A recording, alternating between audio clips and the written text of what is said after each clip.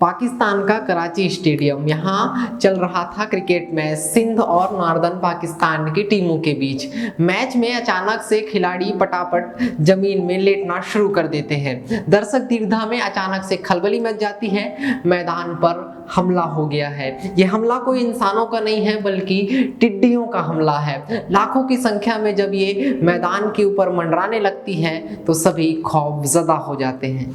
हक्के बक्के लोगों को पता चला कि पूरे कराची शहर के ऊपर टिड्डियां छा चुकी हैं। आप सोच रहे होंगे कि हम टिड्डियों के बारे में क्यों बात कर रहे हैं, क्यों इन टिड्डियों की इस समय चर्चा का वजह बनी है। तो हम आपको ये बताते हैं कि टिड्डियों ने इस वक्त राजस्थान, गुजरात के कई जिलों में तबाही मचाना शुरू कर दिया है और अब ये हमारे छत्तीसगढ़ में भी आने वाली है टिड्डी तबाही। नमस्ते, मेरा नाम आदित्य है, द रूरल प्रेस .in देख रहे हैं आप।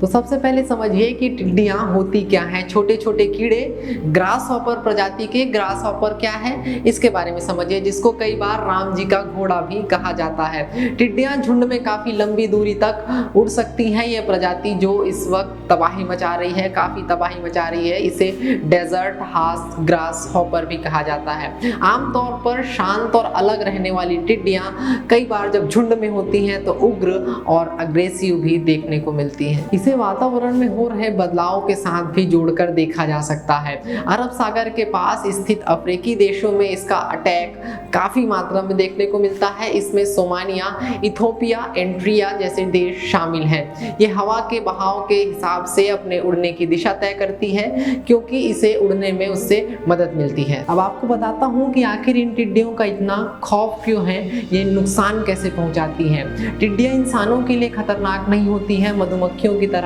ये डंक भी नहीं मारती हैं, इसमें कोई बीमारी फैलाने वाले वायरस भी नहीं होते हैं, इसके सबूत भी मिल चुके हैं। लेकिन यह फसलों को पूरी तरीके से बर्बाद कर देती है। पत्तियां, पौधे खाने वाले ये कीड़े खेतों में लगी खरीफ की फसलों को चट कर देते हैं, वे भी इतनी तेजी से कि किसान अपना हाथ ही मलता रह जाता है। फूल हो, पत्ते हो, बीज हो, तने हो या खाल हो, ये टिड्डियां सभी को चट कर जाती हैं। यही नहीं, जब लाखों की संख्या में ये उतरते हैं तो जमीन पर पौधे का वजन भी काफी बढ़ जाता है और इसके कारण भी पौधे बर्बाद हो जाते हैं। ये हर साल आते हैं। देश में मई और नवंबर में इनका ब्रीडिंग पीरियड होता है, यानी कि बच्चे पैदा करने का समय होता है। इस साल इनका झुंड काफी बड़ा है और काफी ज्यादा संख्या में ये नुकसान भी मचा रहा है। हालांकि अभी तक इसे प्लेग साइकिल घोषित नहीं किया गया है। अभी तक प्लेग साइकिल इस साल को घोषित नहीं किया गया है। प्लेग साइकिल उसे कहते हैं जब बड़ी संख्या में टिड्डियां का दल अटैक करता है। इंडियन एक्सप्रेस के में छपी एक रिपोर्ट के अनुसार directorate of plant protection Faridabad ने बताया कि 1926 से 1931 के दौरान इनका प्लेग फैला था। इसमें 10 करोड़ से ज्यादा का नुकसान भी हुआ था। 40 से 46 और 49 से 55 प्लेग साइकिल के दौरान 2 करोड़ का नुकसान दोनों बार देखने को मिला था। इनसे होने वाले नुकसान का अंदाजा इस बात से लगाया जा सकता है कि टिड्डियों का जो छोटा एक दल होता है, एक दिन में 2500 लोगों से खाने के बराबर वो खाना खा लेता है। छत्तीसगढ़ में भी पहली बार पाकिस्तानी टिड्डियों के हमले की बड़ी आशंका जताई जा रही है। इसकी शुरुआत कवर्धा जिले के सहसपुर लोहरा ब्लॉक के बिडोरा गांव से होने की आशंका जताई जा रही है। यहीं से ये टिड्डियां हवा का रुख के मुताबिक प्रदेश में आगे बढ़ेंगी। पाकिस्तान की सीमा में तापमान बढ़ने से टिड्डियां राजस्थान के मध्य प्रदेश के नीचम, पन्ना, छतरपुर, सतना और महाराष्ट्र के अमरावती जिले में प्रवेश कर चुकी हैं।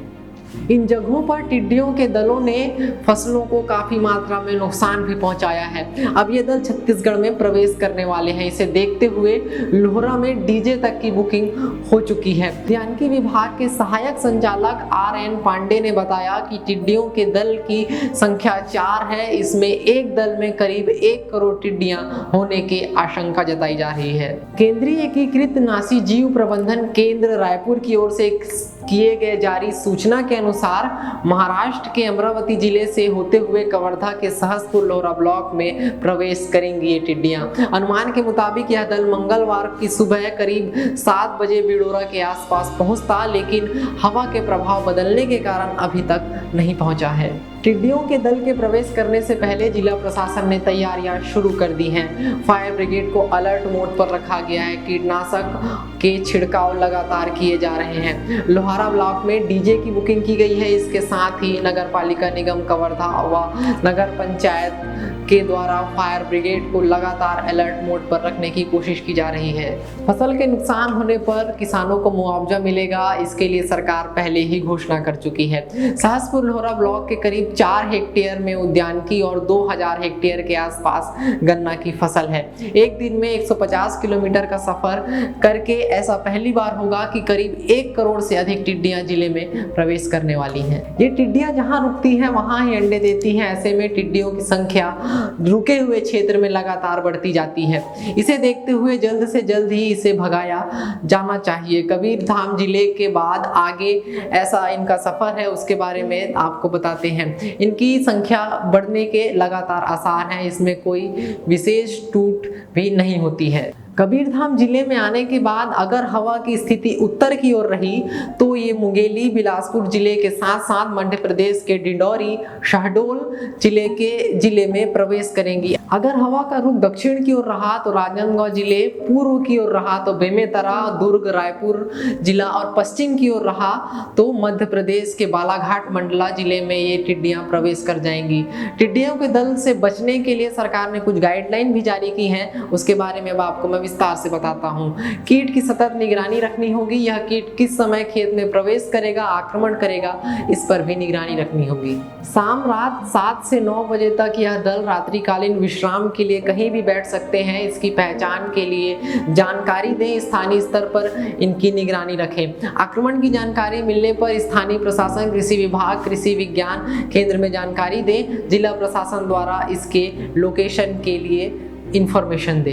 अगर टिड्डी दल का प्रकोप हो गया तो टोली बनाकर विभिन्न तरह के परंपरागत उपायों को उपयोग में लाएं, जैसे कि ढोल बजाएं, डीजे बजाए, थाली, टीन, डिब्बे, ट्रैक्टर का सायरन निकालकर तेज आवाज करें, स्वयं शोर मचाएं अथवा ध्वनि विस्तारक यंत्रों का उपयोग करें और खेत के आसपास से इन टिड्डियों को भगाने की कोशिश करें। रंत दवा उपलब्ध न होने पर, टिड्डी दल के आक्रमण हो जाने पर ट्रैक्टर चलित पावर स्प्रे के द्वारा पानी के तेज बौछार से भी इन्हें भगाया जा सकता है। वर्तमान परिस्थिति को देखते हुए किसान हमेशा सतर्क रहें। दवाएं बाजार से लेकर आकर अपने घर में रखें ताकि उपयोग में लाया जा सके जल्द से जल्द। ट्रैक्टर चलित पावर स्प्रे में हमेशा पानी भर कर रखें और हमेशा सर्वे करते रहें। अगर जानकारियों से भरा हमारा यह वीडियो आपको अच्छा लगा तो हमारे YouTube चैनल को सब्सक्राइब करें, बेल आइकन को दबाएं ताकि आने वाले वीडियोस की नोटिफिकेशन मिलती रहे। अगर आप हमारा वीडियो हमारे फेसबुक पेज या ट्विटर पेज पर देख रहे हैं तो उन्हें फॉलो और लाइक कर दें। शुक्रिया।